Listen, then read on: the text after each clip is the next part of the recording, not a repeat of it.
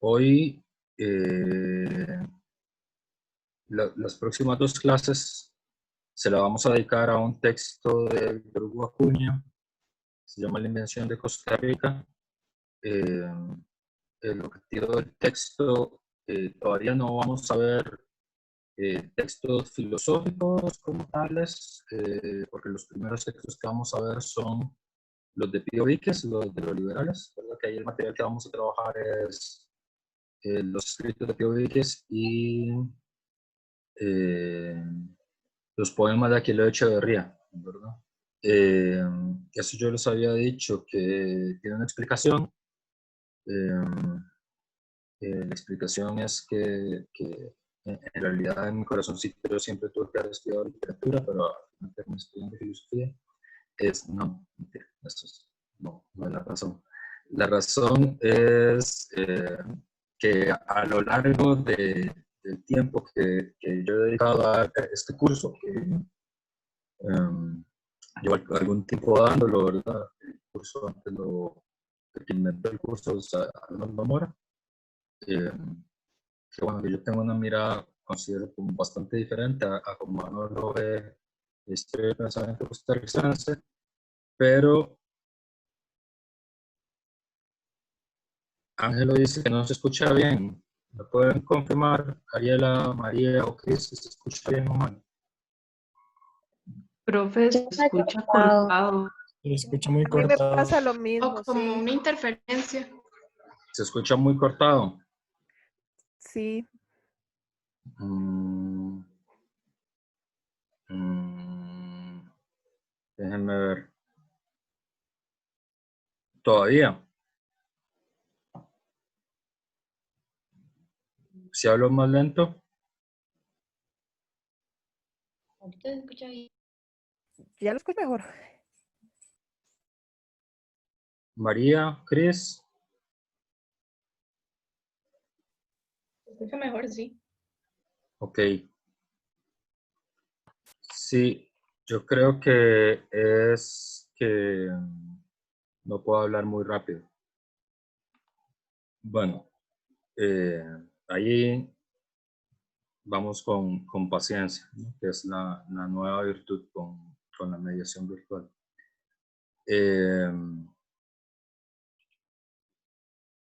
Un elemento que yo considero importante para comprender la historia del pensamiento costarricense es que hay que hacer una especie de control cruzado entre los textos pretendidamente racionales, que serían los textos de filosofía como tal, ¿verdad? Es decir, los que tienen vocación de querer explicar racionalmente el mundo, y otros tipos de documentos culturales, ¿verdad? Hay un autor que los que estudiaron filo conocen más, los que no estudian filo puede ser que solo lo hayan oído, que es uno que se llama Hegel, ¿verdad? Se apellida Hegel, que dice, que tiene este concepto que se llama Geist, espíritu, que la primera vez que uno oye el término espíritu suena como a Gasparín, ¿verdad? Pero no es eso lo que quiere transmitir él, sino que la idea, como resumida, es que en todo documento cultural producido por los seres humanos, uno puede encontrar materializada la historia de esa sociedad. En Hegel, versión Wikipedia. Y entonces es muchísimo más fácil ver la historia del pensamiento costarricense o lo central, digamos, de la sociabilidad y la cultura costarricense en textos que no son filosóficos y que son, en principio, son ficciones, ¿verdad?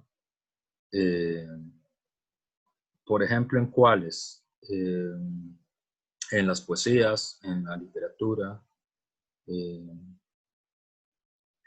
A mí me parece que es muchísimo ya lo veremos. Es muchísimo más fácil terminar de entender cuál era la visión del mundo de los liberales costarricenses leyendo las poesías de Aquileo Echeverría que los textos pretendidamente explicativos, digamos, de lo que la visión liberal del mundo es. O sea, como que Hegel tenía esta frase de que un buen retrato se parece más a la persona que la persona en sí misma.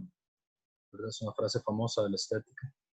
Piensen, por ejemplo, en la foto del Che Guevara, para decir algo, ¿verdad? Que todo el mundo la ha visto, todo el mundo ve la foto y uno dice, sí, claro, ese es el Che Guevara, ¿verdad? Pero si uno lo viera en carne y hueso, no diría, ahí no se parece a la foto, ¿verdad? O sea, como, la foto es más real que él mismo, ¿verdad? Tiene como esa cosa.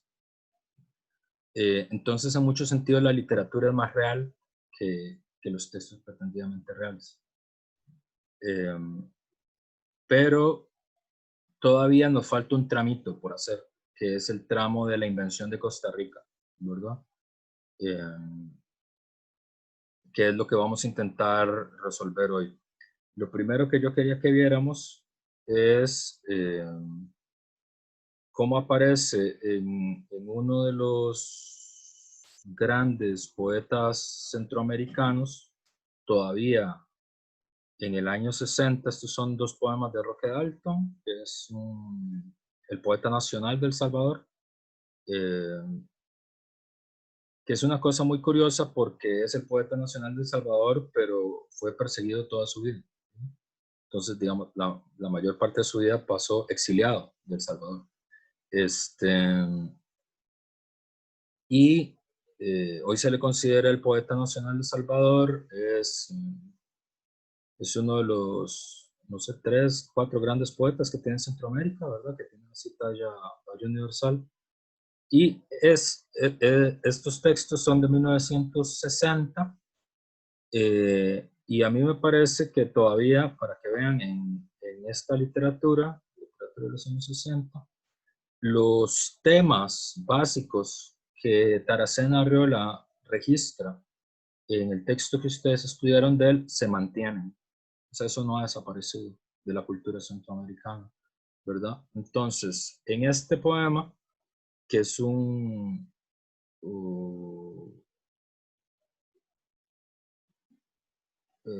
no, bueno, esto es muy importante. Luego, el alma nacional también voy a contarles por qué es muy importante.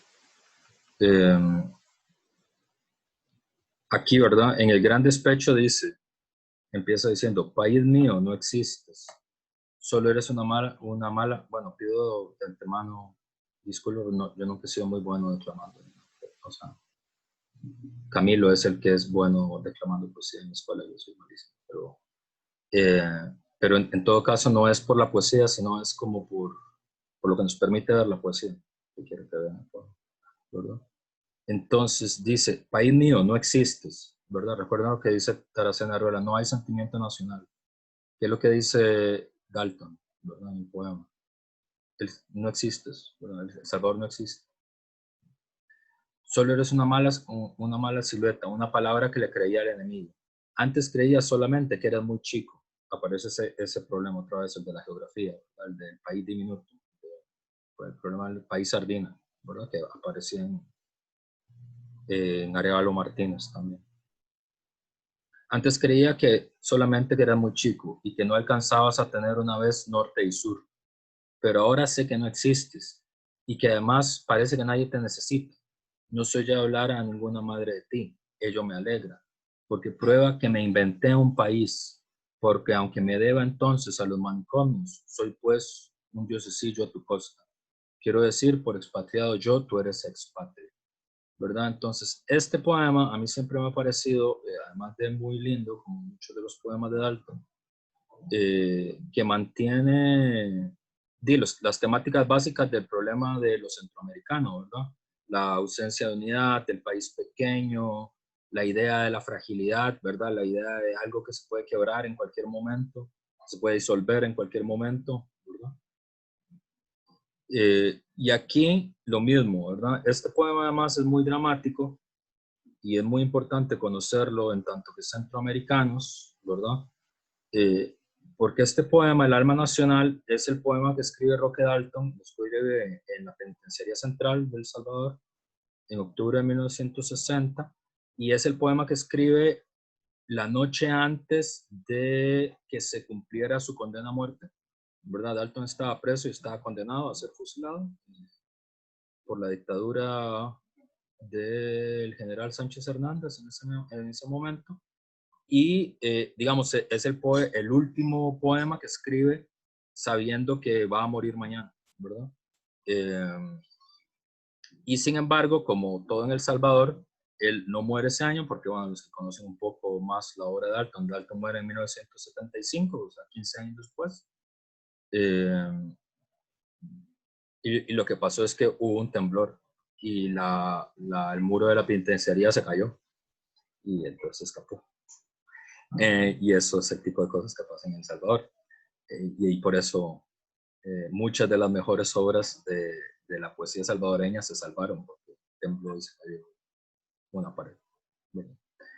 Entonces, en este poema, que es lo último que le quiere decir el poeta a su patria, ¿verdad? Dice: patria dispersa, caes como una pastilla de veneno en mis horas. ¿Quién eres tú, poblada de amos, como la perra que se rasca junto a los mismos árboles? Que mea, ¿quién soportó tus símbolos, tus gestos de doncella con color de caoba, sabiéndote arrasada por la bárbula del crápula? ¿A quién no tienes harto con tu diminutez? ¿A quién aún convences de tributo y vigilia? ¿Cómo te llamas y despedazada eres todo el azar agónico en los charcos? ¿Quién eres? Si no este mico armado y numerado, pastor de llaves y odio que me alumbra la cara. Ya me abasto, mi bella, madre durmiente que hace ceder la noche de las cárceles. Ahora me corroen los deberes del acecho. ¿Qué hacen del hijo bueno un desertor, del pavito concreto un pobre desvelado, del pan de Dios un asaltante hambriento? ¿Verdad? Entonces, este poema, con toda la carga dramática que tiene exactamente los mismos temas, ¿verdad?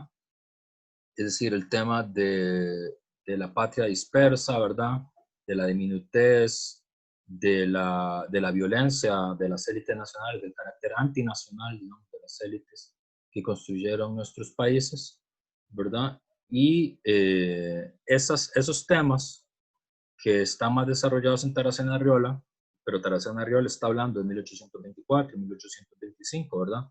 Que son tres grandes temas: la ausencia de sentimiento nacional, eh, el carácter, digamos, como compacto, en algunos, dependiendo, aristocrático o oligárquico, de las élites que construyeron las naciones, y que nadie acepta mando de otra persona, ¿verdad? Como el carácter, como la institucionalidad frágil, digamos, que tuvo Centroamérica. Esos tres temas que Taracena los diagnostica como, como el origen de los centroamericanos, todavía hasta 1960 son los mismos temas, ¿verdad? Eso no desapareció, ¿verdad? Como desafío, eso quedó abierto en los centroamericanos, y cualquier reflexión, digamos, sobre la historia del pensamiento costarricense y del pensamiento centroamericano, tiene que tener claro que esas heridas nunca se cerraron, ¿verdad? Esas heridas coloniales, digamos, diría Miñol, nunca no se cerraron, no se resolvieron nunca. Entonces, mucho del pensamiento centroamericano y costarricense tiene que ver con ese problema: la ausencia del sentimiento nacional, la ausencia de la institucionalidad sólida, el carácter oligárquico, digamos, o aristocrático del pensamiento, de los intelectuales, de la cultura, ¿verdad? Eh, y, digamos, con esas tres grillas uno puede seguir viendo esos registros, ¿verdad? Lo que sí está claro es que el proyecto de los centroamericanos, esto es interesante, es un esfuerzo que llevan adelante sobre todo las élites. Esto es muy curioso, las élites salvadoreñas apoyadas en el pueblo hondureño. Esa sería la idea, ¿verdad? O sea, los intelectuales que siempre fueron más centroamericanistas, o sea, que más apoyaron la idea de que Centroamérica debería ser una sola nación fueron los salvadoreños, ¿verdad? Pero las clases sociales salvadoreñas nunca estuvieron de acuerdo con eso, ¿verdad? Entonces, el corazón, digamos, del ejército protector de la ley, que es el ejército de Morazán, ¿verdad? Era mayoritariamente de hondureños, ¿verdad? O sea, la gente que más peleó junto a Morazán eran hondureños, ¿verdad? La élite como militar, intelectual, era salvadoreña. Entonces eso siempre ha sido muy curioso. El morazanismo, digamos, es una forma muy parecida a la de Bolívar, porque es un proyecto unitario, pero sin revolución social, esa es la idea, ¿verdad? Es decir, es mantener a Centroamérica unificada, pero sin que haya un cambio en las condiciones sociales de los indígenas, ¿verdad? Eso no se toca. Por eso es que los indígenas son mayoritariamente antimorazanistas. Los primeros grandes levantamientos en Centroamérica de los indígenas son contra Morazán y contra los agentes de Morazán, ¿verdad? Entonces ahí esas dos memorias están cortadas, ¿verdad? La memoria indígena y la memoria del unionismo centroamericano no aparecen juntas, sino que están separadas. Y la otra cosa es que, y esto es particularmente raro para los costarricenses, porque aunque el proyecto de Morazán, que es un proyecto de unificar Centroamérica a mano militar, es decir, usando el ejército, ¿verdad?, como base social, fracasó, y lo que lo hizo fracasar sobre todo fue un levantamiento del pueblo costarricense, ¿verdad?, que organizó un levantamiento en contra del ejército protector de la ley. Tiene varios aspectos que hay que meditar. Pese a que ese proyecto fracasa en 1838, nada mejor lo sucede, ¿verdad? Es decir, es una fuerza puramente negativa, ¿verdad? Lo que sucede es que cada una de las élites de los 5 países que van a ser Centroamérica, y en caso que más nos interesa Costa Rica, van a decir, eso de la República Federal no va, nosotros no vamos a participar de eso. Vamos a ver por qué razones. Pero todavía no está claro qué es, bueno, si eso no es, entonces qué es lo que vamos a hacer, ¿verdad? Entonces, la idea de Costa Rica se termina de consolidar claramente hasta 1870, ¿verdad? O sea, en contra de lo que la mayoría de nosotros creemos sobre nosotros mismos, no está claro si va a existir Costa Rica hasta 1870, más o menos, ¿verdad? Todos esos 50 años, entre 1821 y 1870, no se sabe muy bien qué es lo que va a pasar. Puede ser Centroamérica, ¿verdad? Que los costarricenses fueron tradicionalmente aislacionistas, fueron los que más combatieron contra la idea de la unificación centroamericana, aunque había gente que estaba a favor. ¿Okay? Tampoco es tan tajante eso. Fíjense que es muy interesante porque Morazán fracasa en 1838, pero en 1856 hay un segundo intento de unificar Centroamérica, que lo dirige el general Barrios, salvadoreño. En 1895 hay otro intento de unificar Centroamérica, que se lo dirige otro general Barrios, pero ese es Chapín, guatemalteco. Y todavía hasta 1921, hace 100 años, hubo un intento de una república centroamericana unificada entre Guatemala, El Salvador y Honduras, con constitución común, ¿verdad? Hasta bastante entrado a los años 30, la nacionalidad en los países del Triángulo Norte de Centroamérica se adquiría a petición, ¿verdad? Uno decía, hey, yo quiero ser chapín, y ya, era todo lo que uno tenía que hacer. Es decir, la idea de los centroamericanos tardó mucho en desaparecer como proyecto, ¿verdad? Aunque claramente militarmente estaba derrotada en 1840. Pero la idea de que eso se podía volver a hacer no terminó de morir hasta 1920-21 en las élites militares centroamericanas. La idea de reunificar Centroamérica luego reaparece, pero ya no en las élites dominantes. latinoamericanos, aparece en los sectores populares, en los comunistas sobre todo. Pero también la idea de transformarse en un protectorado británico era una opción, ¿verdad?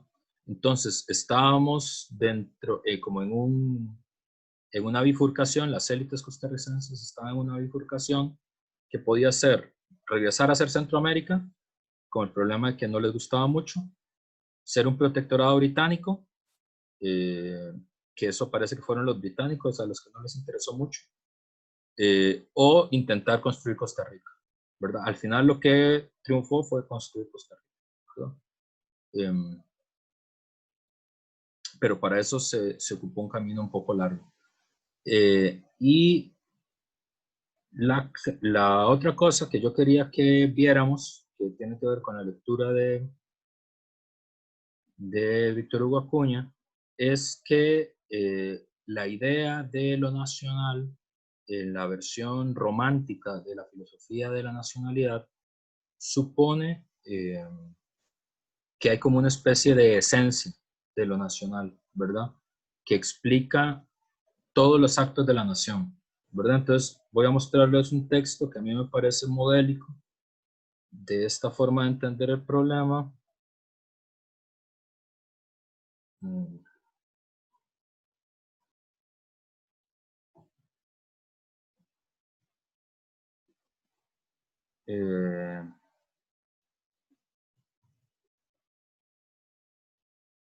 Este texto.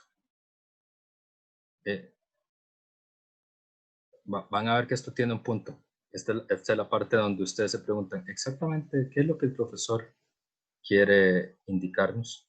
Bueno, este texto, que a mí siempre me gusta de ejemplo para usarlo, es un texto de Gerardo Fumero, que es un texto sobre la historia de las telecomunicaciones.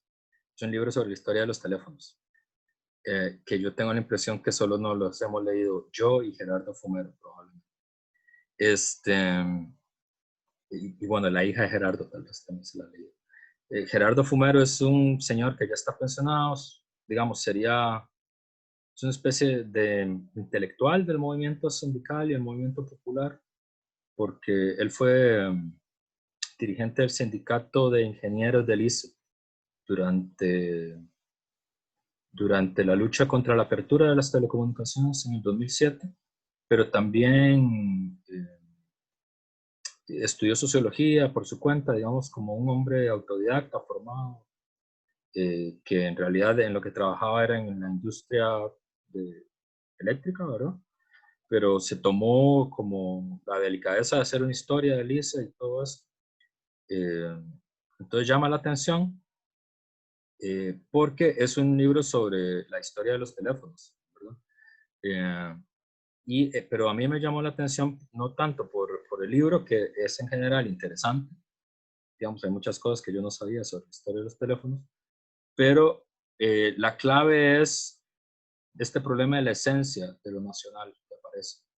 Vamos a ver cómo Gerardo presenta el problema. Dice, leo un par de fragmentos. Costa Rica, fiel a este principio, tomó decisiones que la han convertido en un país singular. Primera idea, ¿verdad? Costa Rica es un país singular, es un país único, ¿verdad? Primera idea. Rompió con el régimen colonialista español y en 1848 se declaró una nación libre e independiente. En 1856 defendió con su sangre propia la libertad. En 1823-1842 fue intolerante a las dictaduras. En 1869 declaró la educación obligatoria, costeada por el Estado. En 1882 abolió la pena de muerte. En 1948 tuvo una guerra civil para defender el respeto al sufragio. En 1949 abolió el ejército, ¿verdad? Después de la guerra civil se pusieron las bases de la Segunda República, constituida en la actual Constitución, que es de espíritu solidario, que garantizó los derechos fundamentales, el acceso universal a los servicios públicos. El Estado Social de Derecho en este país se construyó a través de la creación del INS, del PANI, de la UCR, de las garantías sociales, hizo que el país alcanzara un alto y equitativo nivel de desarrollo económico en relación con el resto de países de América Latina en 1880. ¿Ok? Las transformaciones de mediados del siglo pasado fueron liderados por prohombres como Rafael Ángel Calderón Guardia, Manuel Mora Valverde, Víctor Manuel Sanabria y José Figueres. Entonces, esto es el texto. A mí me llamó mucho la atención. ¿Por qué? Porque es un texto sobre la historia de los teléfonos, ¿verdad? Entonces, todos los primeros capítulos, uno de lo que aprende es cuándo fue que se puso el primer teléfono en Costa Rica y cómo llegó la electricidad y no sé qué tal. Pero todo el prólogo tiene un armado ideológico que explica el país. Uno, el país es singular. Dos, el país no se parece al resto de América Latina. Y tres, todos los actos de la nación van materializando, van mejorando positivamente, ¿verdad? Van haciendo progresar el país y lo que hoy somos es producto de esta mejora sistemática que en cada cambio institucional va materializando la esencia de lo que somos, que es un país singular, un país de paz, ¿verdad? Y eso habita en cada una de nuestras instituciones, ¿verdad? Y esas instituciones, además, tienen una época de oro, ¿verdad? Una época dorada, que es la que la explica, que son los años 40. Eso lo vamos a ver más adelante, pero eso es muy importante, porque cada vez que el país entra como en una crisis de algo, que es a cada rato, todo el mundo lo que dice es hay que volver a ver, hay que volver a poner los ojos en los años 40, porque ahí fue que se forjó nuestras instituciones y sobre esa base fue que sobrevivimos, ¿verdad? Entonces hay como una forma de leer la historia del país donde cada vez que hay una tribulación, lo que se dice es, bueno, puede ser que este sea un momento muy difícil, puede ser que este sea un momento que no sabemos lo que vamos a hacer, puede ser un momento en el que se está sufriendo mucho, pero si volvemos a ver atrás a esos años y nos apoyamos en las instituciones que han sido progresiva y bondadosamente forjadas, tenemos las reservas sociales, políticas y morales para salir adelante. Con esa grilla de explicaciones, el país explica todo, todo, desde la historia de los teléfonos hasta el coronavirus. O sea, usted en todo lado va a encontrar esa explicación, ¿verdad?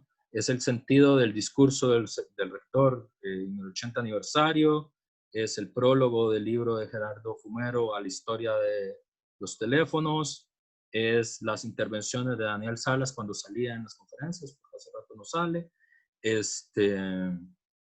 será lo que diga Carlos Alvarado dentro de un año, ¿verdad? Esa forma es la sociabilidad profunda de la nación, ¿verdad? Y es muy difícil de desmontarlo y aparece en todo lado, ¿verdad? Y aparece transversalmente, no quiere decir que sea, porque a veces aparece como esta idea de que es como una especie como de conspiración o de engaño, ¿verdad? Como hay como un master of puppets, un titiritero, que es el que mueve los hilos, ¿verdad? Y que la gente, como es muy sorompa, la engañan, ¿verdad? Yo por lo menos en esta clase, yo siempre he sido enemigo de las teorías de las conspiraciones, ¿verdad?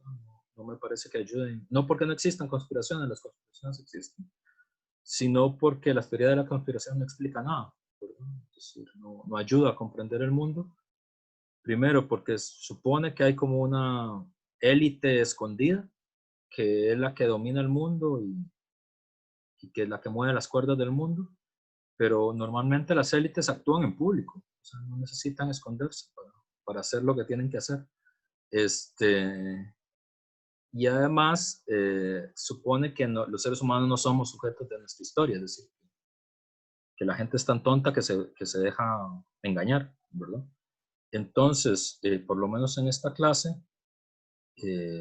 no quiere decir que no haya gente tonta, la hay, pero eso no explica nada, ¿verdad? Es decir, si usted quiere buscar una explicación sobre la base, es que la gente es tonta, pues eso no explica nada, ¿verdad? Es decir, habría que explicar por qué.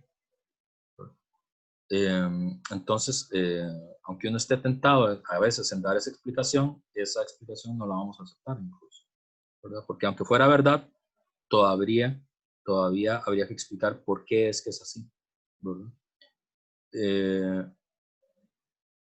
Entonces, esta imagen del país singular, del país ejemplar, del país de la institucionalidad ejemplar forjada poco a poco con belleza y con bondad, y además con un reservorio moral inagotable, cuya fuente son los años 40. Y la tercera cosa que aparece ahí es ese reservorio moral está anclado en prohombres, y esa idea es muy importante. O sea, como hombres virtuosos, ¿verdad? Que no, que fueron los que hicieron la diferencia, ¿verdad? Que se parece mucho a la idea de los héroes griegos, por cierto, pero con gallo pinto. Y esos hombres son Mora, Figueres, Monseñor Sanabria y Calderón Guardia, ¿verdad? Son 4 prohombres. Y ojo, ahí, eso es muy importante, son prohombres, son varones, ¿verdad? No hombres en el sentido de seres humanos, son varones, ¿verdad? Esa imagen, que es la que vamos a intentar problematizar a lo largo del curso, vamos a intentar martillar sobre ella, a ver si queda algo de la imagen. Por ejemplo, esconde desde un primer momento, si uno se pone acucioso, digamos, si se empieza a preocupar por estos tipos de problemas, uno dice, bueno, estos 4 prohombres fueron los que hicieron la institucionalidad moderna del país, pero entonces, ¿por qué combatieron a muerte entre ellos?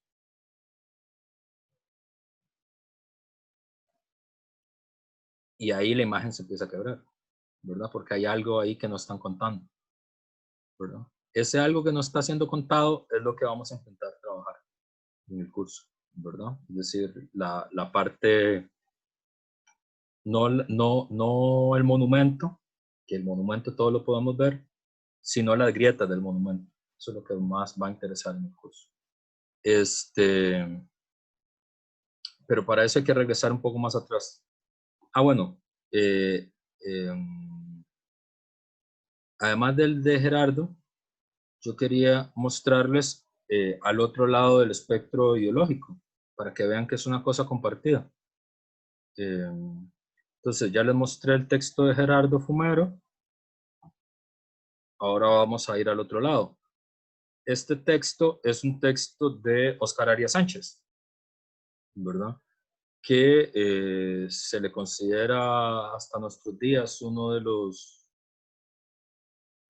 4 o 5 grandes intelectuales que tuvo la élite dominante costarricense, ¿verdad?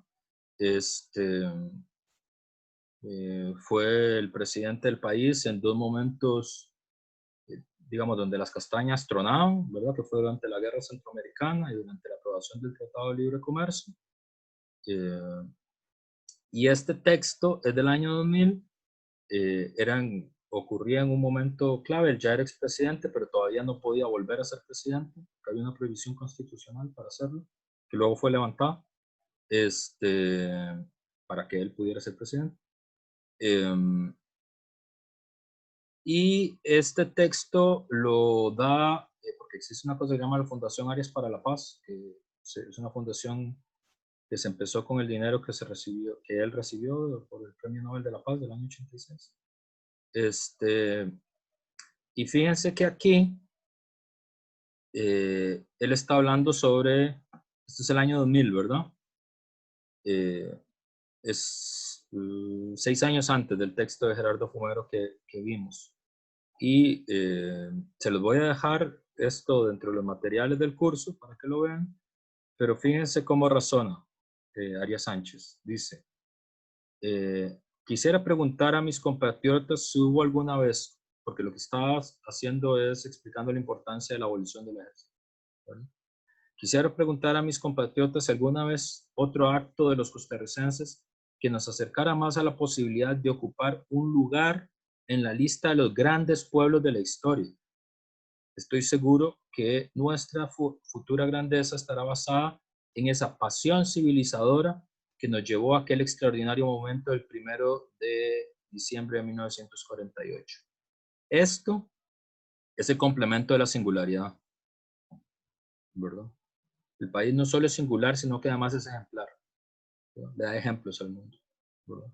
En el caso de Oscar Arias, además, es la cuna de una civilización, ¿verdad? Así como China es la cuna de la civilización china, así como la India es la cuna de la civilización india, ¿verdad? Que son países que uno los conoce justamente por eso, porque fueron muy importantes en la historia de la humanidad, ¿verdad? Costa Rica va a ser la cuna de una nueva civilización, que es la civilización de la paz, ¿verdad? Es decir, en el año, no sé, en el siglo XXIII, los jóvenes de 13 años van a estudiar a Costa Rica como nosotros estudiamos a la civilización egipcia, ¿verdad? Esa es la hipótesis de Oscar Arias, ¿sí? El hecho de que este acto no cuente con mayor asistencia significa que quizá hemos comenzado a olvidar los hechos más importantes de nuestra historia y por consiguiente los valores de nuestra identidad se han ido desvaneciendo, amenazando con convertirnos poco a poco en una nación invisible, en uno de esos pueblos que algún diccionario moderno describe como naciones desaparecidas en la bruma de la historia. Entonces aquí aparece otra vez estas grillas que yo les había dicho que hay que ir reconociendo, ¿verdad? Estos códigos de lectura, ¿verdad? Uno, el país que desaparece, ¿verdad? Aquello que puede desvanecerse, ¿verdad? La idea de algo que puede desintegrarnos, la conciencia de poder ser desintegrado, ¿verdad? Aquí literalmente la metáfora es el país es como la niebla, ¿verdad? Se puede desvanecer en cualquier momento. ¿Por qué? Porque hemos olvidado la institución ejemplar que hemos forjado, los valores ejemplares que hemos forjado, ¿verdad?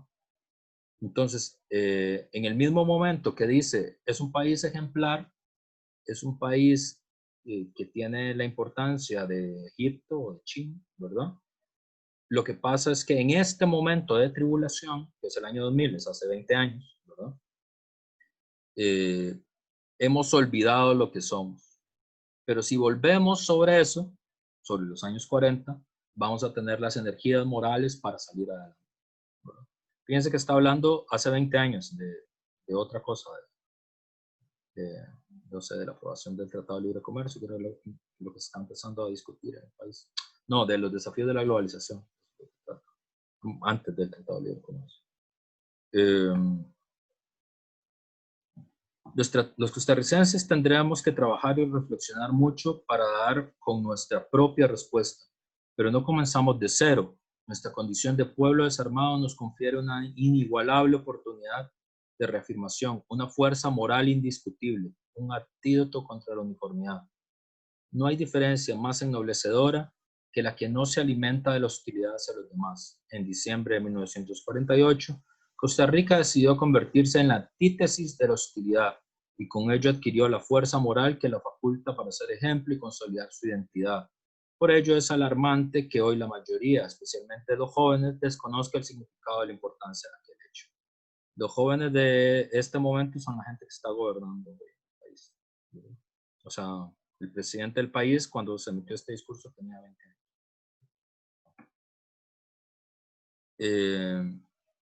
En medio de la incertidumbre de la actual situación política, le depara justamente al pueblo de Costa Rica, entiende muy bien que si basamos nuestra identidad como nación en los valores antes mencionados, Costa Rica será otra vez la potencia moral que le permitiera a la comunidad internacional volver de nuevo su mirada hacia nosotros y ayudarnos con nuestro esfuerzo por mejorar el bienestar de la familia costarricense. Eso es al otro lado del espectro. Fíjense que desde el que uno podría imaginar que es como el representante intelectual, digamos, más articulado, más lúcido de las élites gobernantes del país, ¿verdad? De la derecha política del país, y un intelectual que más bien uno vincularía al otro lado del espectro político de Oscar Arias, ¿verdad? Un hombre vinculado al movimiento sindical, a la lucha contra las privatizaciones, ¿verdad? Ambos, y que estuvieron acremente enfrentados en el 2007, ¿verdad? Es decir, estuvieron enfrentados en un enfrentamiento que todo el mundo consideraba que ponía en peligro, digamos, la institucionalidad costarricense, que no era verdad, no lo ponía en peligro, pero todo el mundo consideraba que eso era así. Es decir, que había un momento de mucha tribulación. Ambos leen la historia nacional con los mismos códigos. Con los mismos códigos, no con otros, con los mismos. ¿Verdad? El país ejemplar, el país excepcional, la tribulación de nuestros días tiene que ver con lo que olvidamos del pasado, ¿verdad? Si ese pasado regresa como momento positivo, el país puede salir adelante, pero hay unas fuerzas que depende, ahí sí varía qué tipo de fuerzas son, ¿verdad? Hay unas fuerzas que hay una fuerza que quiere devorar al país, ¿verdad?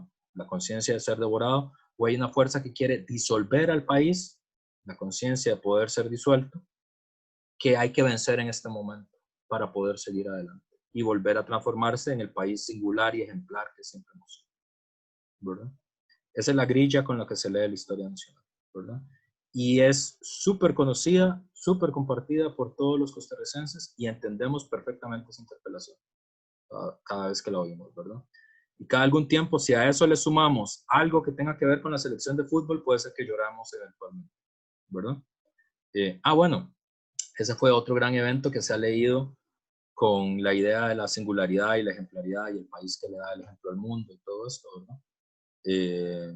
Es decir, eso sirve para explicar todo, ¿verdad? Sirve para explicar los buenos resultados deportivos en el 2014, sirve para explicar la medalla de plata de Silvia Polen en el año 88, sirve para explicar el coronavirus, sirve para explicar, no sé, los 80 años de la Universidad de Costa Rica, ¿verdad? Ese es el punto, ¿verdad? Y eso es muy potente y es muy fácil de reconocer para nosotros y es muy fácil de desmontar, ¿verdad?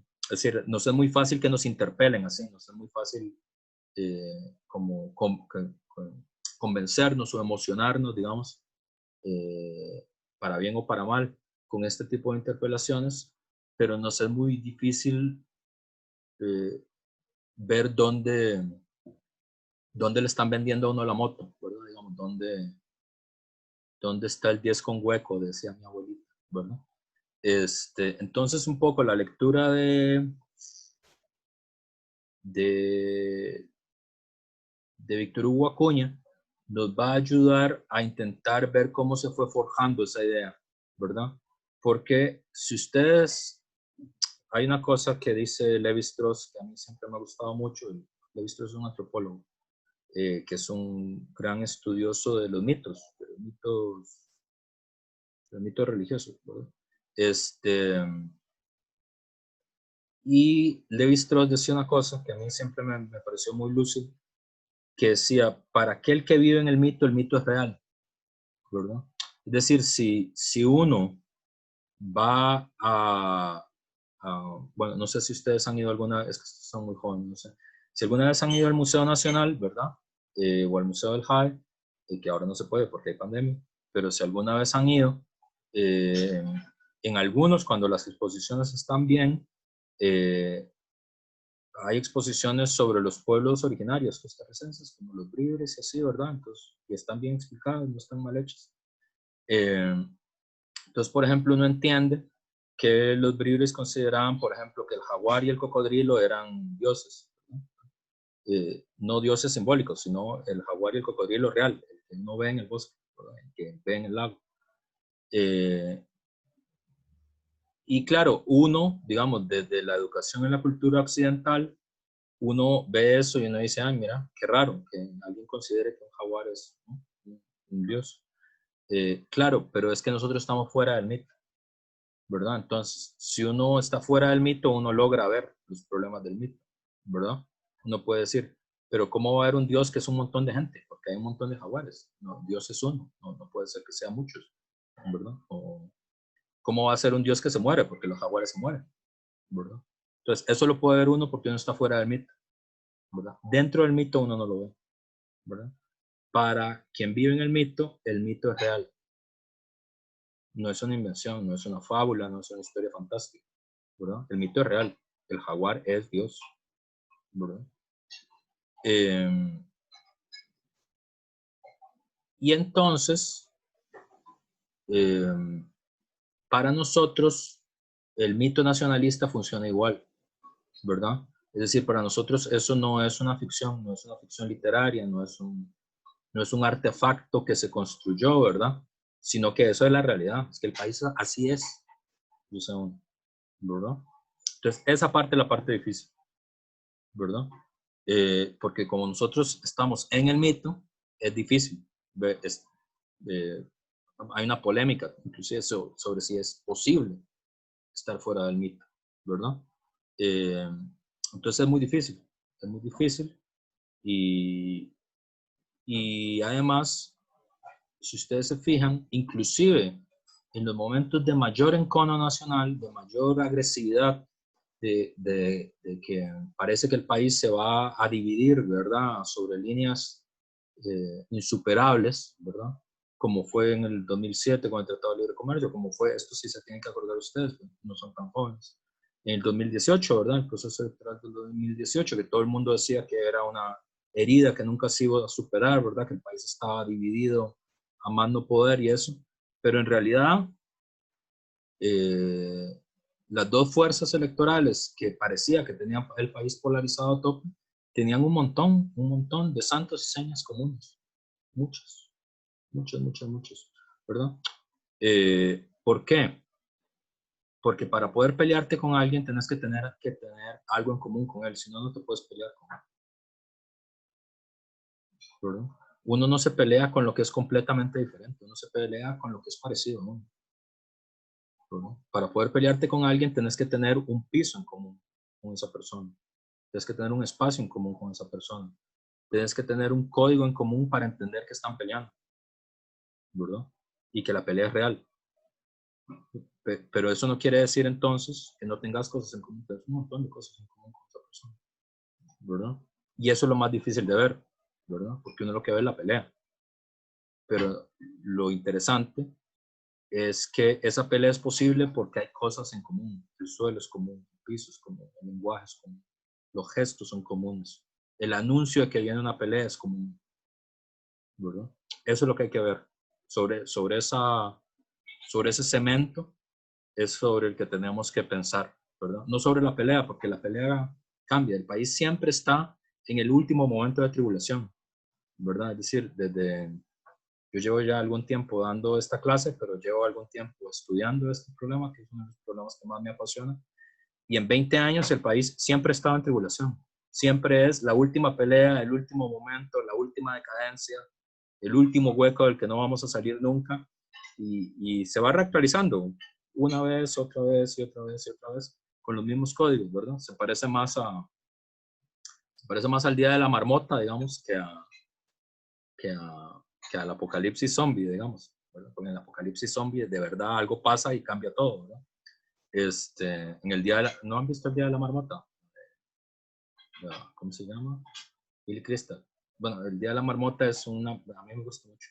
Es un tipo que siempre se levanta y es el mismo día, siempre, ¿verdad? Y siempre hace lo mismo y siempre se levanta el mismo día de la marmota. Entonces se parece más al día de la marmota que a The Walking Dead, digamos.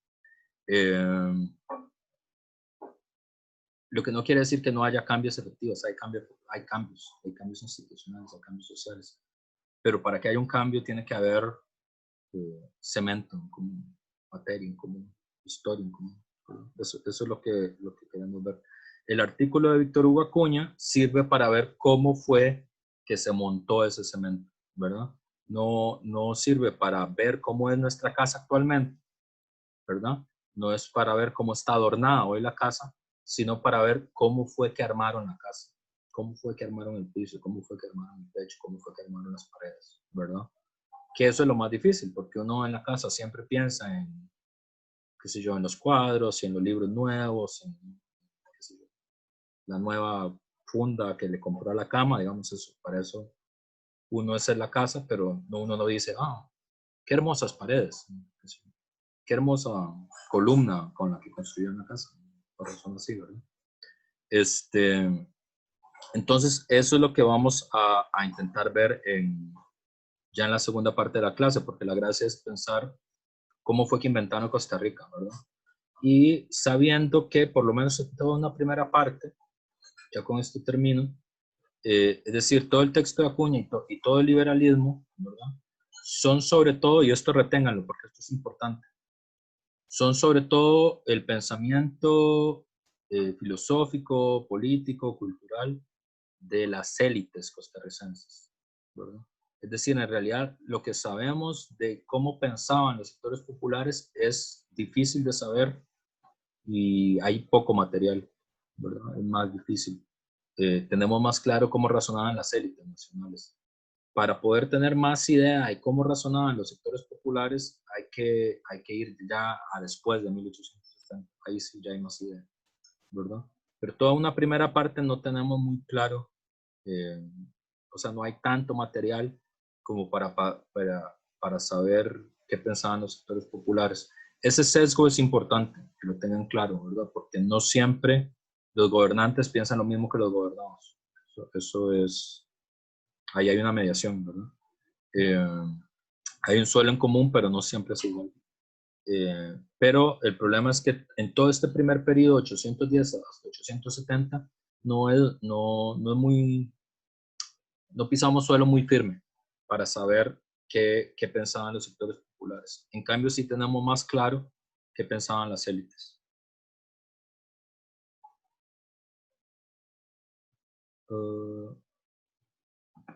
Creo que Vianney, ay, perdón, no me había fijado, tienen que decirme, uy, qué vergüenza, me están escribiendo en el chat y no me fijé. Complejo, perdón, cosa de señor mayor. Steven Portillo, eh, Asalto al Paraíso de Tatiana Lobo, gran libro, gran novela, vale la pena leerlo. Eso me recuerda otra cosa. El que ahorita les digo.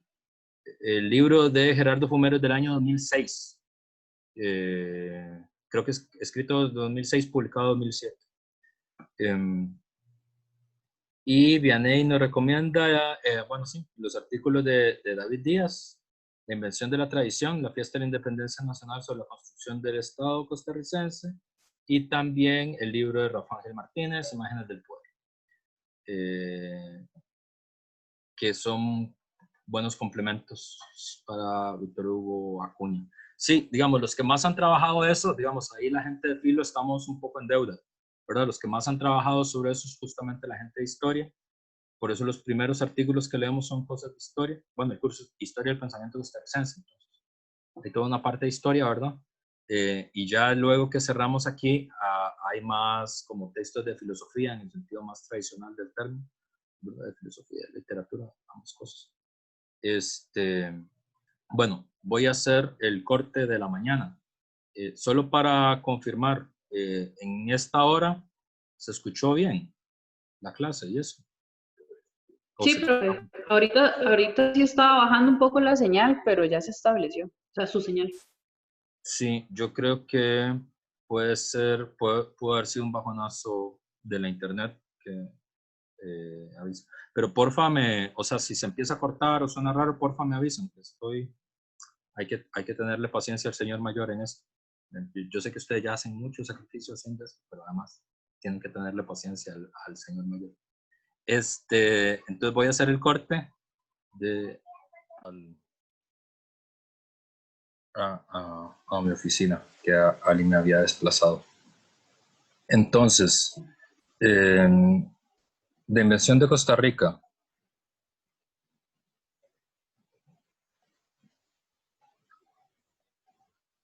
Bueno, aquí podemos ver que inclusive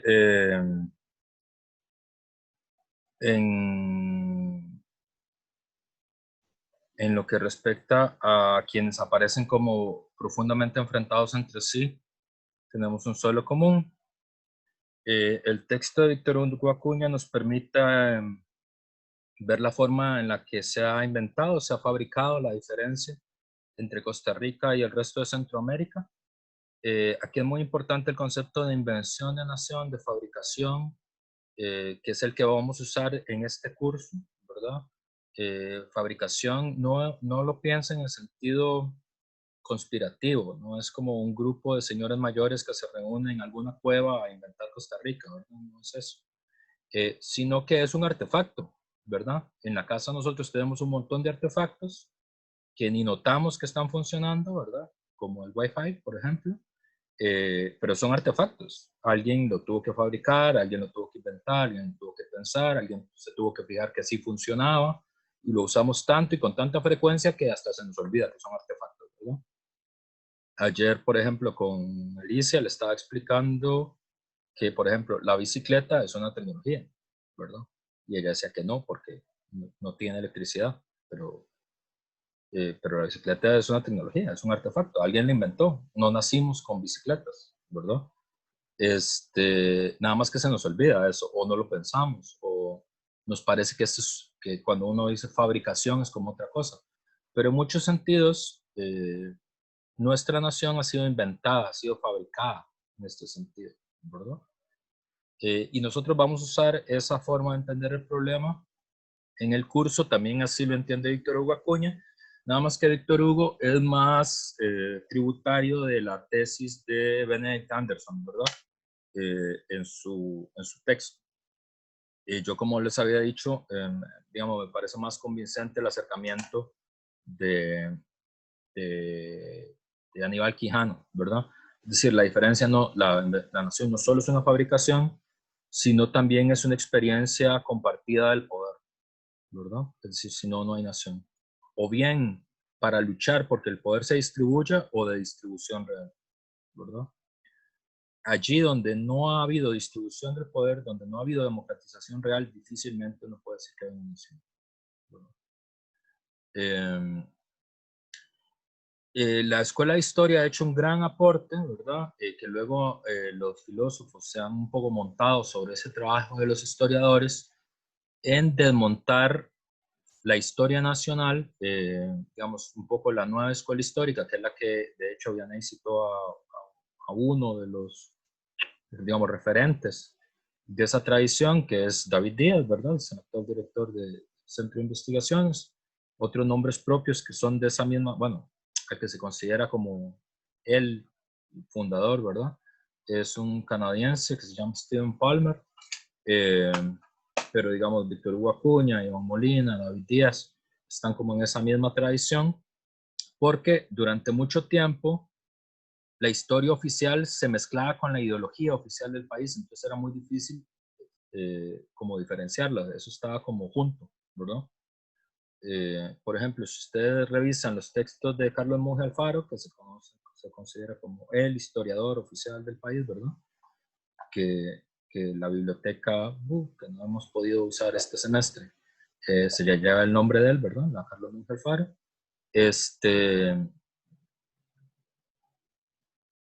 Y curiosamente la modernización de la historia nacional que pone en tela de juicio ya claramente la idea romántica de la nación, que es esta que vimos, ¿verdad?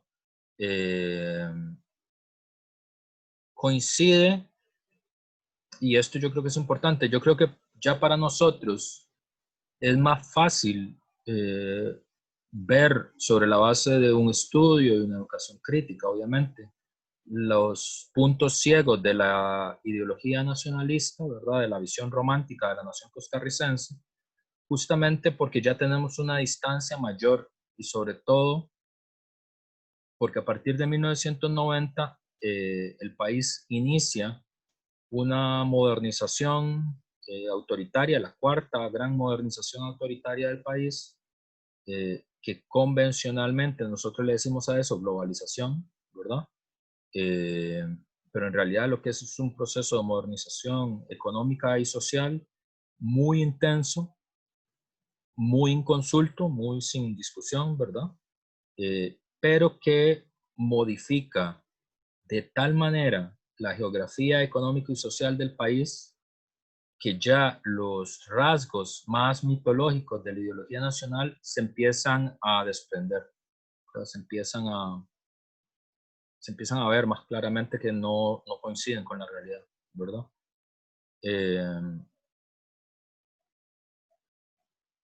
¿Por qué la cuarta modernización? Porque han habido 4 grandes modernizaciones económicos, sociales, culturales del país, ¿verdad?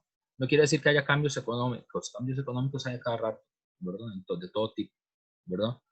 pero cuando quiero decir una modernización autoritaria, una modernización en la geografía económico-social, quiere decir que son cambios tan intensos que usted lo puede ver registrado en toda la institución, en la cultura, en la historia política, en la poesía, en los chistes, ¿verdad? O sea, eso está por todos lados, ¿no? O sea, no basta con que haya algún cambiecillo, digamos, que, qué sé yo. Cuando Sykes llegó al país puede ser muy importante para la gente que trabaja en Sykes, ¿verdad? Pero eso no fue un gran cambio en relación con lo que Costa Rica era, ¿verdad? Porque ya ese cambio venía detrás, ¿verdad? Es variante de lo mismo. Entonces, ¿qué sí fue un gran cambio, una gran modernización autoritaria del país? La introducción del café sigue siendo por mucho la más importante, ¿no? Eso cambió toda la historia del país. ¿Por qué? Porque fue lo que hizo viable al país.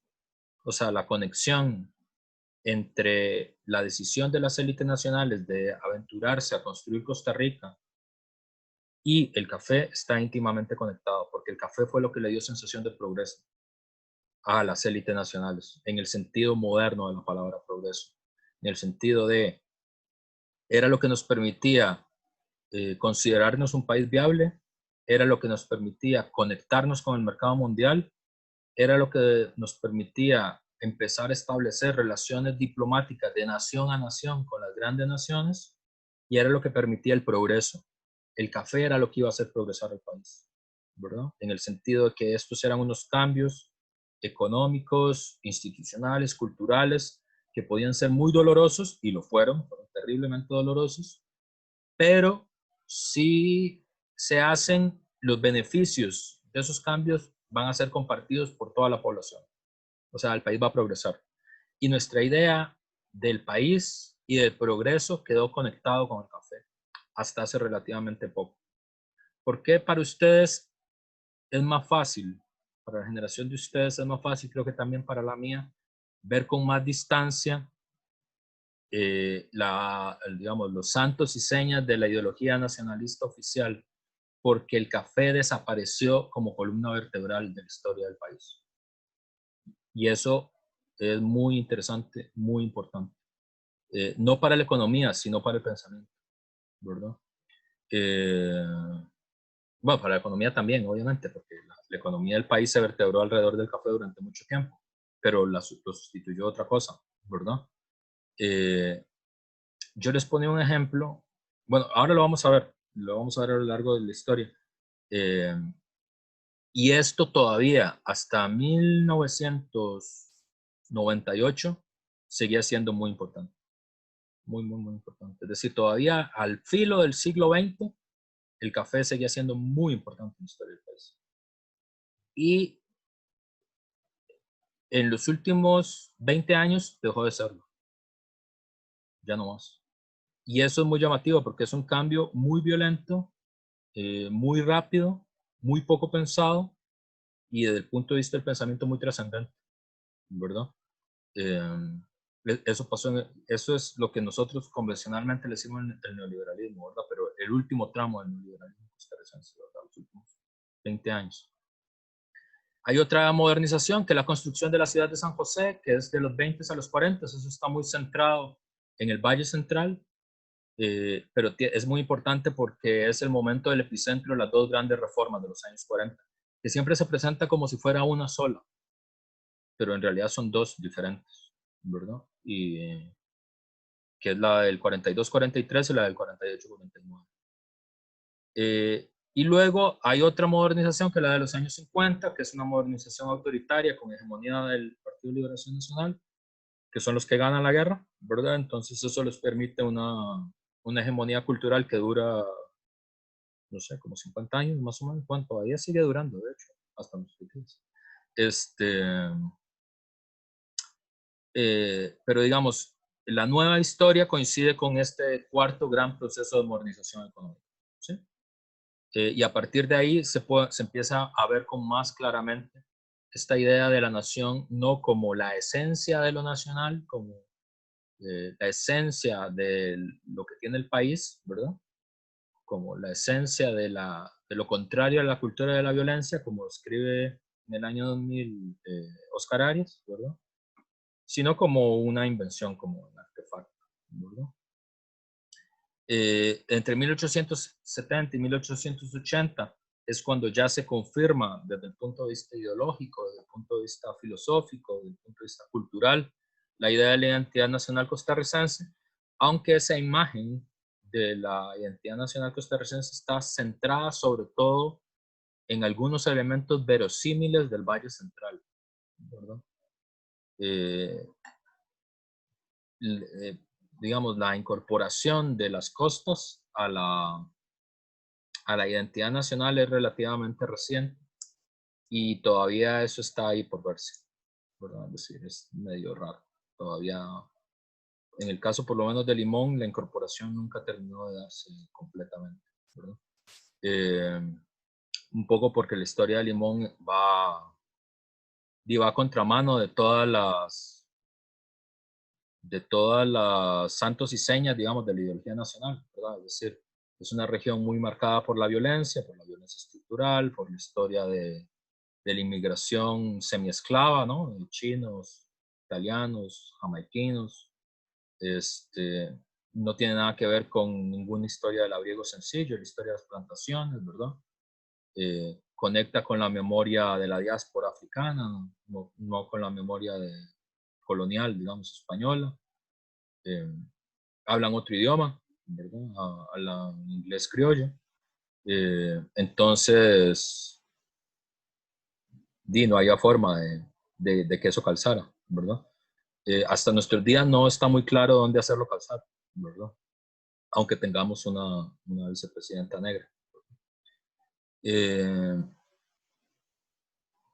Y en el caso de Guanacaste, parecido, es otra historia, ¿verdad? Porque es la historia del mar y de la sabana, ¿verdad? De las relaciones tradicionales con Nicaragua, ¿no? O sea, es como lo que conecta con el mundo centroamericano. Y digamos, la incorporación sobre todo quedó asociada al folclore en los años 50, que es una historia medio rara, pero digamos, nuestro folclore es el folclore guanacasteco, o lo que la gente del Valle Central entendía que era el folclore guanacasteco, ¿verdad? Entonces, así quedó un poco incorporado. Entonces, vean que lo más interesante que señala el texto de Víctor Hugo Acuña, y esto es lo que a mí me parece que sería más importante retener, es que las identidades que fueron vistas como valores para nosotros en el mundo colonial antes de la independencia, una independencia que nadie quería y nadie estaba preparado para tenerla, y literalmente llegó en un fax, ¿verdad? Estos valores eran más bien asociados a una visión lúgubre. Es muy interesante esto de la historia del país, porque detrás de la idea del país ejemplar y del país excepcional, el antepasado de eso es una visión muy lúgubre sobre sí mismo, ¿verdad? La imagen que tienen las élites coloniales, que no tenían ningún proyecto para independizarse del mundo español, es una imagen lúgubre del país, ¿verdad? Una imagen que combina la indigencia y la infelicidad, ¿verdad? Esas son las cosas que podemos dilucidar de las comunicaciones bueno, ahí está la referencia, está la página 193 del texto de las comunicaciones del último gobernador de Costa Rica, que es Tomás de Acosta, que Tomás de Acosta se considera a sí mismo un español, ¿verdad? No hay identidad, de hecho la identidad es americanos, esa es la identidad, ¿verdad? No son costarricenses. Y Tomás de Acosta lo que dice es que la situación de la provincia, bueno, le pide unas peticiones a la corona a favor de la provincia, ¿verdad? Y en ella afirma, entre otras cosas, uno, Costa Rica siempre fue pobre, ¿verdad? Esta idea de la pobreza, de Costa Rica como país pobre, dice, siempre fue pobre, y agregaba, ninguna provincia está más indigente en toda la monarquía. La visión lúgubre de la realidad de la provincia era expresada en 1813 en una petición de los comerciantes, ¿verdad?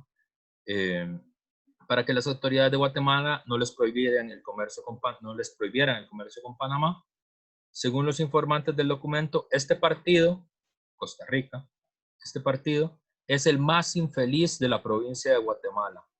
Y el ayuntamiento de Cartago advertía que los comerciantes de Costa Rica no eran esclavos del sultán, sino españoles libres, ¿verdad? Y este fragmento a mí me parece súper importante del texto de Iván, súper esclarecedor. Pueden leer el texto de Tomás Acosta, el texto entero se puede conseguir, yo creo que lo tengo por ahí en la biblioteca. Pero si lo consigo se los paso. Pero fíjense que aquí, ¿qué es lo más interesante? Esta idea, porque ¿cuáles son las ideas fuerza de la identidad nacional costarricense? Hay varias, ¿verdad? Pero, por ejemplo, hay una que es la de los labriegos sencillos, ¿verdad? Esta es muy interesante trabajarla a lo largo del grupo. ¿Por qué? Porque esa fue una fuente ideológica de estabilización política en el país durante mucho tiempo, ¿verdad? Como el país es ejemplar, tiene la idea de que tiene una institucionalidad ejemplar también, ¿verdad? Una democracia ejemplar. Y esa democracia viene de una democracia plebeya originaria que viene desde la colonia, ¿verdad? El que construye esa imagen con más agudez, con más, ¿cómo se dice? O sea, como más blindada la imagen, más difícil de quebrar, es Rodrigo Facio, ¿verdad? En un texto que se llama Los estudios sobre economía costarricense en 1942, que lamentablemente no vamos a estudiar en este curso, porque se ocuparía como otro curso para verlo con más detalle y eso. Pero son unos textos muy interesantes porque, aunque todo el mundo considera que están equivocados, nadie ha logrado superarlos, ¿verdad? Entonces es una cosa rara. Y ahí él va construyendo esta imagen. El texto de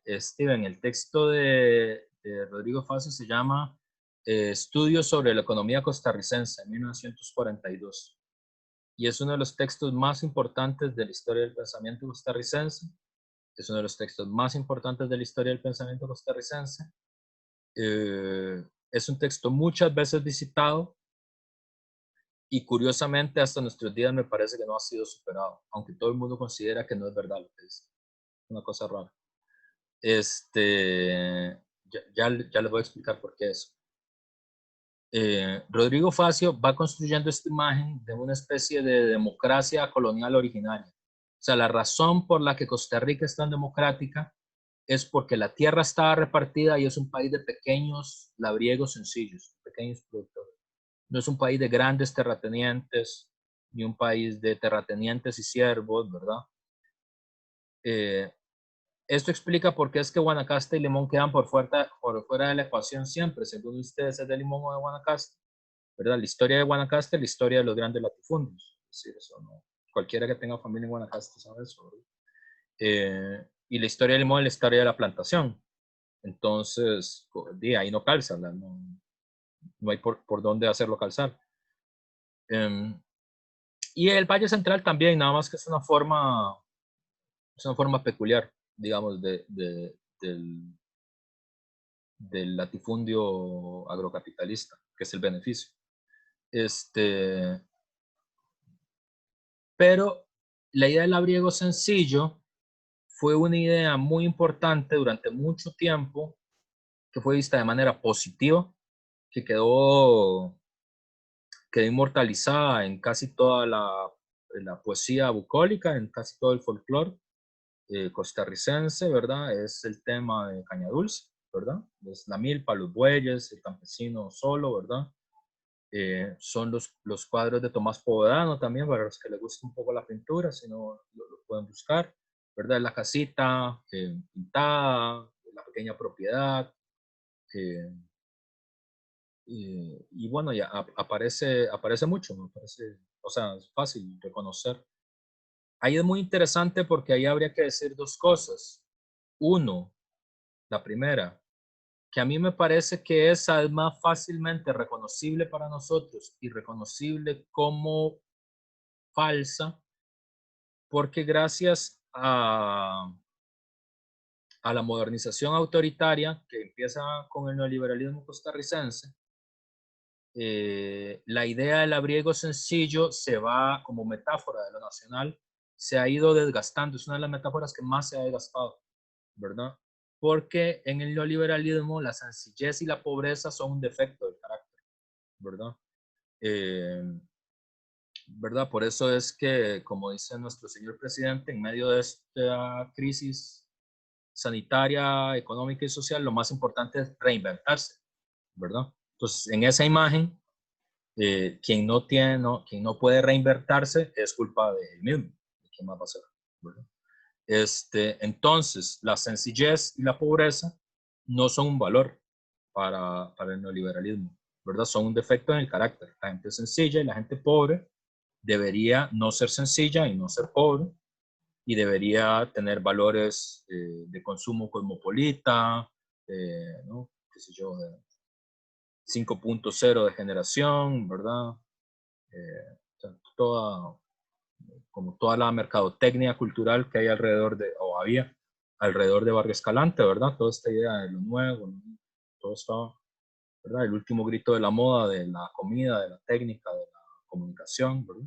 Esos son los valores. Entonces, claro, lo del labriego sencillo ya no hay muy el coaching empresarial, como ese tipo de cosas. ¿Verdad? Sí, qué sé yo, el budismo occidental, todo ese tipo de cosas como que vinieron con la globalización. Son como los valores del presidente, ¿verdad? Y de la gente que está al frente del país, pero en general son los valores de la sociedad. El país se ha descampesinizado mucho y la vida en el campo es la vida de los grandes latifundios de exportación, ¿verdad? Como la piña y esto, entonces no hay donde poner esa imagen, ¿verdad? No es que haya desaparecido, no es que haya desaparecido. Cada algún tiempo hay un arranque de nacionalismo del país, sobre todo cuando juega la selección nacional, ¿verdad? Entonces la gente se le ocurre ponerse de chonete, ¿verdad? Entonces, o sea, como la expresión más viva, digamos, de un nacionalismo desaforado de la población, sobre todo si jugamos bien al fútbol, que solo pasa en el fútbol, no pasa como en otros deportes, no está asociado como al ciclismo, a la carrera de fondo. Parece que ahí no tiene el efecto igual, sobre todo está asociado al fútbol, que tiene como su propia historia en la construcción del mito nacionalista. Ahí la gente se pone chonetes, ¿verdad? Que es como esta imagen de intentar decir, bueno, aquí hay un alma nacional que se ha reactualizado a través del juego futbolístico, ¿verdad? Pero es el único momento, no hay otro. Digamos, es como esta idea del alma nacional conectada a la tierra quedó reducida como al chonet, ¿verdad? Hay otro momento que a mí me pareció como muy llamativo, que fue durante la crisis del 2018, la crisis electoral del 2018, ¿verdad?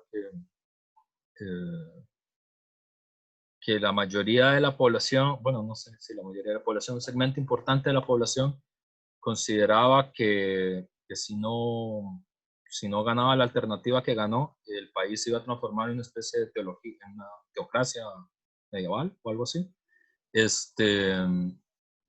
Entonces, como que estaban en peligro los valores republicanos del país. Y hubo una imagen que a mí me llamó mucho la atención de una chica que votó, tendría 18 años, era la primera vez que votaba, que votó en París, en las urnas que estaban en París, y llegó vestida de campesina, llegó vestida con lo que se considera que es el traje típico del país, ¿verdad? O sea, que es el traje de lujo de las campesinas guanacastecas, que tampoco es así porque tenía los colores patrios y no, esos no son los colores que se usaban. Pero bueno, digamos, esta chica, que además era una chica que se veía como, no sé, como de clase media bien, ¿verdad? Porque estaba en París, no daba la imagen de ser alguien que venía de los sectores populares ni nada parecido, de una chica blanca, ¿verdad? Joven. Y ahí, como su conciencia frente a la idea que el país iba a derrumbarse, ¿verdad? Iba a romper con sus valores republicanos, con la esencia de lo que el país se supone que es, ahí tuvo una activación de ese código, ¿verdad? Del labriego sencillo, ¿verdad? Eh, bueno, que claro, sí, está en el himno, obviamente. Se me ha olvidado el que era más obvio, ¿verdad? Son los versos del himno, del poema de José María Celedón. Pero ahí, entonces, ahí hay un contrapunto que es muy interesante, que es hoy en día, ese es el que más se ha desgastado, el que más ha desaparecido, producto de la transformación neoliberal, de los valores que vienen con el neoliberalismo, pero no ha desaparecido del todo, ahí cada algún rato aparece. Es como el pariente pobre de los valores ideológicos costarricenses, pero aparece, no es que se ha terminado de ir. Pero los otros sí, los otros ahí están, ¿verdad? La ejemplaridad, la excepcionalidad, la institucionalidad democrática excepcional, los años 40 como el corazón, digamos, de lo que nos hace ejemplares excepcionales. Eso sí, eso todavía está ahí, ¿verdad? Entonces, hay algunas, esto es muy importante, pero lo vamos a repetir bastante, hay algunas metáforas que se van desgastando, como que pierden el primer plano, aunque fueron muy importantes, y hay otras que van apareciendo como en el primer plano, ¿verdad? Por ejemplo, en el último tramo del país, la que no estaba antes y que ha aparecido, que ustedes la pueden reconocer fácilmente, es la del país verde, como el nacionalismo verde, ¿verdad? La idea del país ecológico, el país carbono neutral, y el país, sí, como protector de la naturaleza, ejemplo de, de las cumbres de Río, todo este tipo de cosas. Eso no estaba antes, ¿verdad? Eso empezó hace poco, ¿verdad? Porque no se les olvide, lo vamos a ver con las élites postcoloniales, con los liberales, con los comunistas, con los arialistas, la naturaleza, pues sí, digamos, en algún caso puede tener un valor, o sea, como ahí está el tema de la naturaleza siempre, pero gobernar es poblar, es decir, los ríos sirven si sirven para hacer represas, y no para qué, ¿verdad? Es decir, o las montañas sirven si usted puede hacer un tajo en la montaña y poblarla, ¿no? Y hacer una finca y hacer, ¿no? Los bueyes ¿no? Y la milpa y todo eso, ¿verdad? La montaña hay que abrirla, ¿verdad? Uno de los grandes, mejores libros que tiene este país, ¿verdad? Es justamente El sitio de las Abras, de Fabián Dobles, ¿verdad? Que el Abra es eso, cuando hay que abrir montaña. Eh, entonces, los ríos y las montañas no son para preservarlos, los ríos y las montañas son los ríos para represarlos, las montañas para poblarlos, ¿verdad? Eh, las fronteras para que haya policías, gobernar es poblar. Entonces, como la idea esta de como que hay un valor importante en preservar la naturaleza en estado puro, eso es reciente en la historia de la humanidad, eso no existía antes. Eh, pero entonces, bueno, para que vean justamente eso, que eso va variando.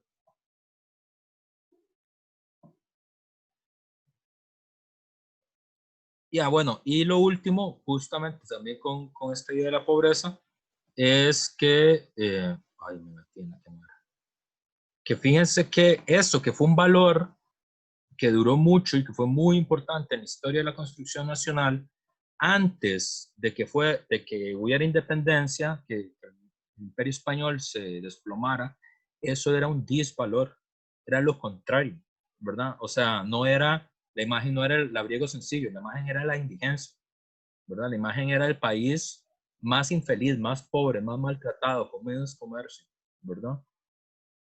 Que necesitaba más ayuda. La imagen no es la pobreza. O sea, hubo un movimiento que llevó de la indigencia a los labriegos sencillos, que fue transformando la indigencia colonial al labriego sencillo. Porque está claro que en Tomás de Acosta la pobreza no es un valor. No lo es, ¿verdad? Luego se transformó en un valor, después, ¿verdad?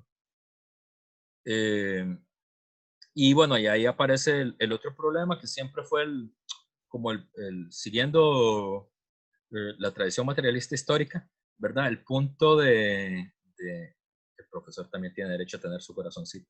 El punto de quiebre siempre con las élites costarricenses fue el problema del comercio y los impuestos. O sea, hay tres cosas que en serio es muy vacilón porque eso no ha cambiado en nada en la historia del país, que es comercio, impuestos y aportar hombres al ejército, eso no. Nunca, ¿verdad? O sea, en eso no, es muy básico. En Víctor Hugo lo señala ahí en el texto. Las élites costarricenses no es que siempre fueron costarricenses. Ellos dijeron, bueno, lo de Centroamérica puede ser, eso tiene sentido. Pero, dicen aquí, pero no queremos pagar impuestos y no queremos aportar hombres al ejército. Entonces, obviamente, las élites salvadoreñas y las élites hondureñas le dijeron, pero no, ¿verdad?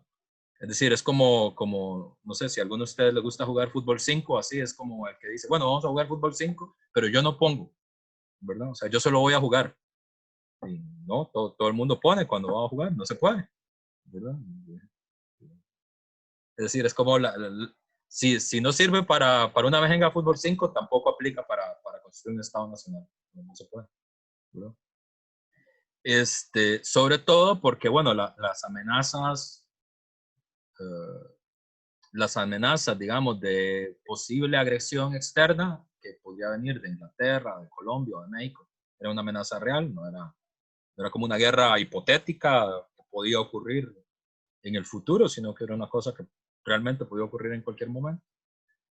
Y bueno, y los impuestos es porque en las sociedades modernas se pagan impuestos, es decir, no es que sea la única forma en la que se pueden construir sociedades, pero en las sociedades modernas esa es la forma en la que se ha resuelto el problema, es decir, los ciudadanos pagan impuestos, financian un Estado y el Estado construye las obras públicas. ¿Sí? Esa es la forma que tuvo la modernidad. No aceptar eso es un poco como estar peleado con la modernidad.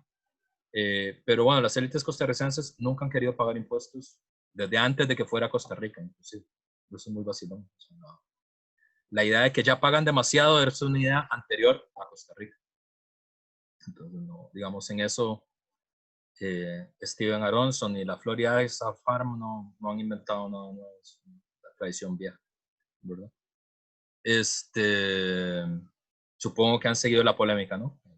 En la que está involucrada la universidad con eso. Ok.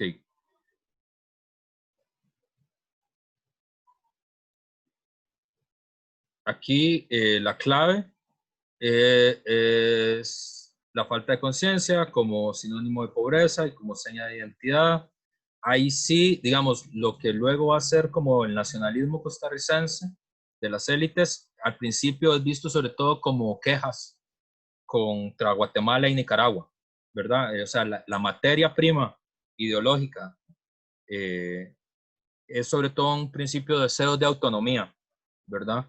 De Guatemala y de Nicaragua, porque en contra de la imagen que luego se va a construir en el nacionalismo costarricense, de ser un país excepcional, ejemplar y naturalmente diferente de Centroamérica, en el mundo colonial, originalmente el resto de Centroamérica son los países que oprimen al partido de Costa Rica, ¿verdad? Y el deseo es un deseo de autonomía, ¿verdad? Es decir, de poder tener alguna autonomía frente a Nicaragua y frente a Guatemala.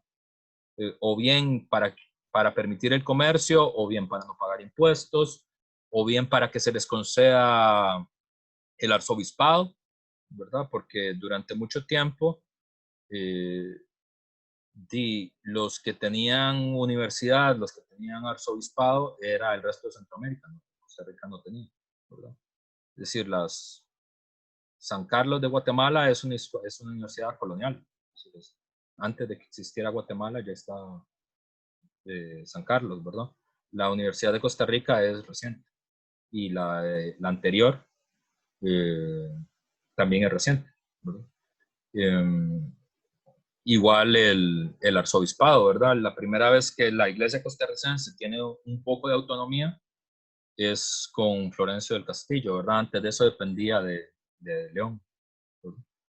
Entonces, digamos, la materia prima del nacionalismo son la idea de una pobreza que no está exenta de opresión, o sea, como que los chapines y los nicaragüenses nos oprimen, ¿verdad? Y por eso nosotros deberíamos tener más autonomía, porque si no siempre vamos a ser oprimidos y siempre vamos a ser pobres.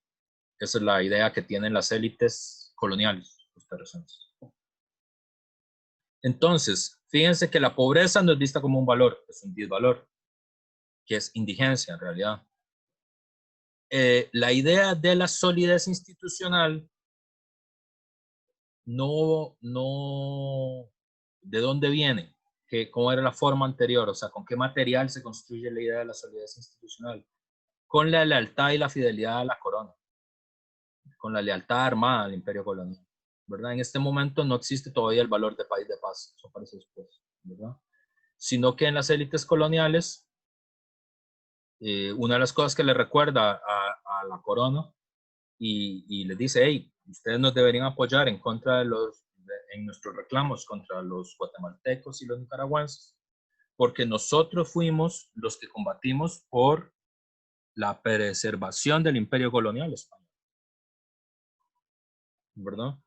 Una de las únicas, por ejemplo, yo no sé, esto siempre es interesante saberlo, la razón por la que Cartago es la muy noble y muy leal ciudad de Cartago no es porque los cartagos sean buenas personas, que algunos de ellos lo son, algunos no. No, son en general buenas personas. Sino que entre 1811 y 1814 hay revueltas antifiscales en León y en San Salvador, y las tropas con las que el ejército de la monarquía española, los legitimistas, los que defienden al rey, las tropas las pone Cartago, ¿verdad? Y participan del aplastamiento de las revueltas antifiscales, ¿verdad? Entonces es un país que participa de las guerras, pero además es legitimista. Es decir, legitimista quiere decir que guarda lealtad a la corona. Somos leales a la corona, ¿verdad? Entonces, en realidad, el país de paz originalmente es el país legitimista, el país que defiende al rey. Y la solidez institucional no es la solidez institucional democrática, es la lealtad a la corona, ¿verdad? Y aquí la violencia contra los rebeldes aparece como legítima, ¿verdad? Nosotros estamos haciendo eso porque somos leales a la corona, ¿verdad? Esa es la explicación de por qué es que es la muy noble, muy leal ciudad de Cartago. Y además, y esto también lo dice la lectura, es uno de los pocos signos que tenemos, que tenemos de, perdón, no lo hago aquí, de qué opinaban los sectores populares costarricenses, ¿verdad?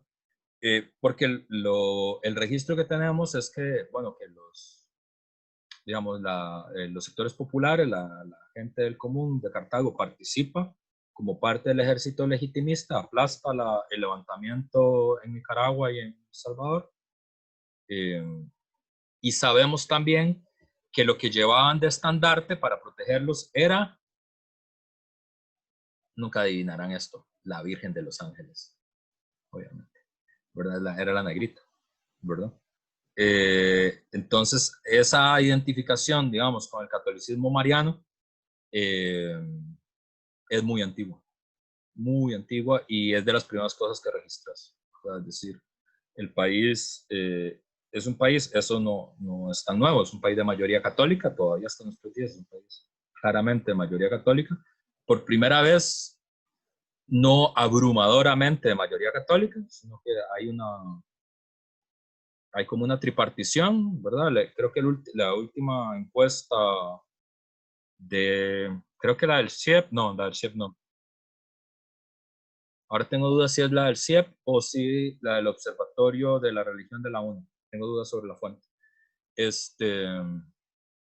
Pero creo que el último dato que se está manejando es que es un país 70% de creencia católica, 20% de creencia de alguna forma de denominación evangélica, 10% de no creyentes, más o menos, la distribución que tiene el país. Es un país claramente mayoría católica, es decir, es muy, muy abrumadora, pero digamos hay una minoría no católica, dos minorías no católicas importantes. Eso ha cambiado muy recientemente, es de las cosas que se terminó de modernizar en los últimos 20 años, es decir, alguna forma de pluralismo religioso, porque el país nunca fue pluralista religioso. Pero sí, digamos, el vínculo entre el catolicismo y los sectores populares, uno lo registra desde muy entrada la historia nacional, ¿verdad? Y eso es muy importante, muy importante. Bueno, primero porque el catolicismo es en sí mismo una forma de pensamiento, ¿verdad? Es una cierta filosofía, una cierta forma en la que se entiende el mundo, una cierta forma en la que se cree que se tiene que organizar el Estado, la política, la sociedad, los valores, ¿verdad? Entonces el país está muy marcado por eso.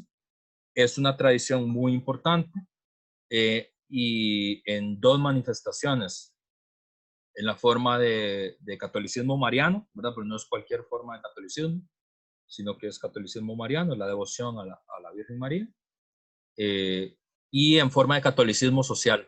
Eso es muy importante porque una de las grandes tradiciones filosóficas, políticas, culturales del país es el catolicismo social. ¿No? Lo vamos a ver por mucho. Bueno, aquí esto es justo lo que les decía, no pagar tributos, no construir con tropas.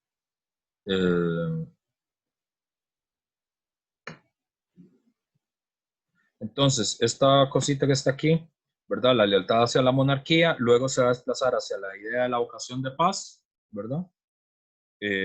Que de la vocación de paz van a ser la idea de la excepcionalidad y la ejemplaridad como valores, la idea de la paz como una cosa innata, inherente a la nación, ¿verdad? Y también de la vocación de paz va a aparecer el complejo, temprano complejo hiperbólico del país, ¿verdad? Que es como una especie de supercompensación, ¿verdad? Como desde el punto de vista como emocional, subjetivo, ¿verdad? Porque la discusión original es si somos viables como nación, ¿verdad? Es decir, si esto o sea, si esto que vamos a inventar puede de verdad ser así, ¿no? Si no es una de esas nociones que quedan borradas en la bruma de la historia.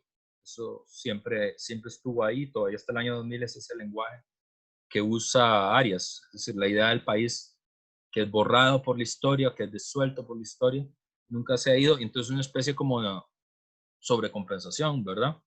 De esa idea se traslada muy rápidamente a la idea del país pequeño, pero que es ejemplar y que le da lecciones morales al mundo, ¿verdad? Lo cual es un poco loco como idea, pero está, es decir, es muy fácil de registrar, es decir, esa idea que el país le da ejemplos al mundo aparece con frecuencia cuando se habla de la paz. Se supone que cuando se le otorgó al país el Premio Nobel de la Paz se hizo eso, con toda la construcción de la figura de Cristiana Figueres, es la misma idea, ¿verdad? Con toda la idea de la descarbonización, es la idea de que el país va a ser un país que le va a dar ejemplos al mundo en descarbonización. También Daniel Salas tuvo su propio intento, ¿verdad? Con la idea de que el país que le va a demostrar al mundo cómo vencer al coronavirus. Con los partidos de fútbol también aparece esa idea, ¿verdad? Entonces aparece por varios lados. Fíjense, para ir terminando, Uy, sí, bueno. Bueno, no, pero todavía tenemos una clase para hablar de esto, pero termino aquí. Retengan esto porque esto es otra cosa importante que va a aparecer desde muy temprano, que es en la historia en la que es cómo se fue armando el pensamiento costarricense, desde muy temprano la pasión aparece como un disvalor, ¿verdad? La idea del apasionamiento se construye desde muy temprano como un disvalor, sobre todo la pasión política, ¿verdad? ¿Por qué? Porque la pasión política genera desgracias, ¿verdad? La idea es que como las instituciones son tan frágiles, ¿verdad? En contra de lo que siempre decimos, que las instituciones son muy sólidas, en el origen la idea es la institución es muy frágil y como la institución es muy frágil, la pasión política con mucha facilidad termina en una desgracia.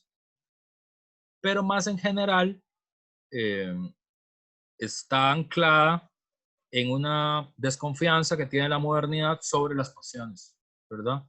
O sea, la pasión política es muy mala, pero la pasión en general, eso termina siempre en una desgracia, ¿verdad?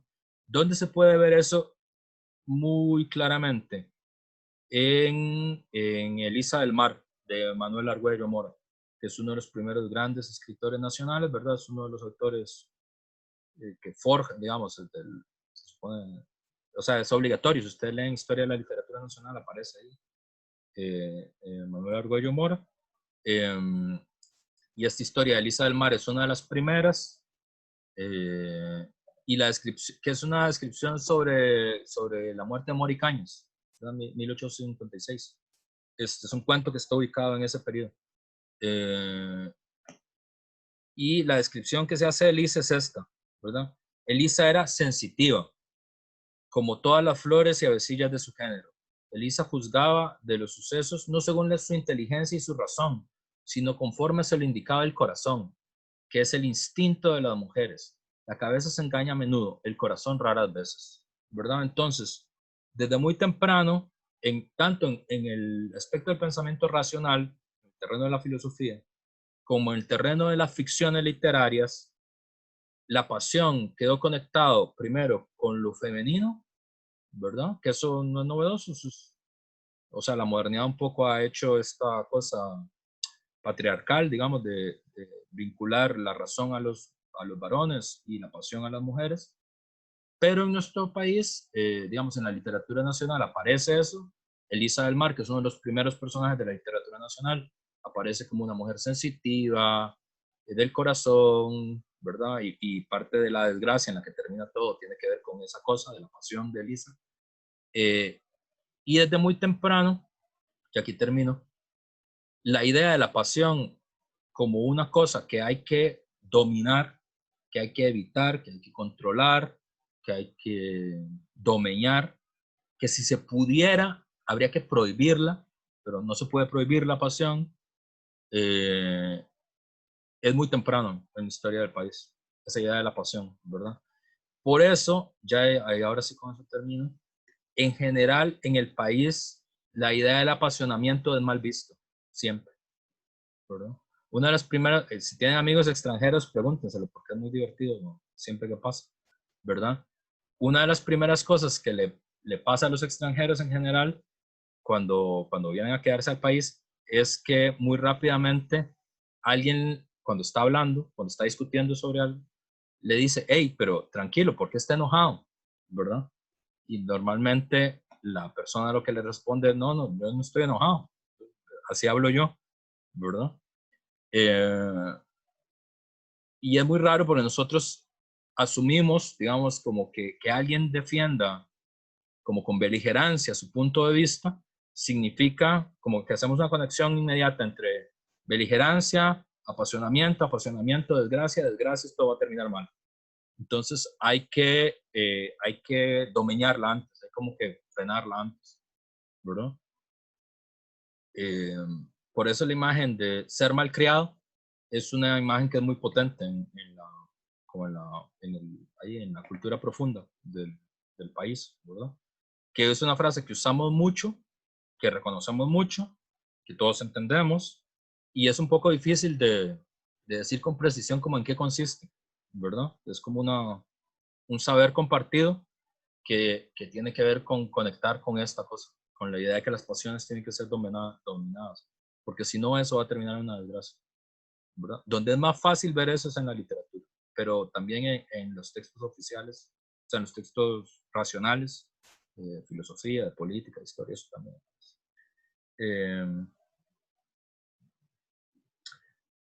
Angelo me dice que él cree que la encuesta probablemente sea del IDESPO, la UNA. Sí puede ser que la fuente sea la UNA, ahora no lo recuerdo bien. Los números sí recuerdo que andaban por ahí, pero la fuente se las quedó bien. Bueno, son las 11 y mi otro grupo me espera, entonces voy a cortar ya intempestivamente. Nos vemos el jueves.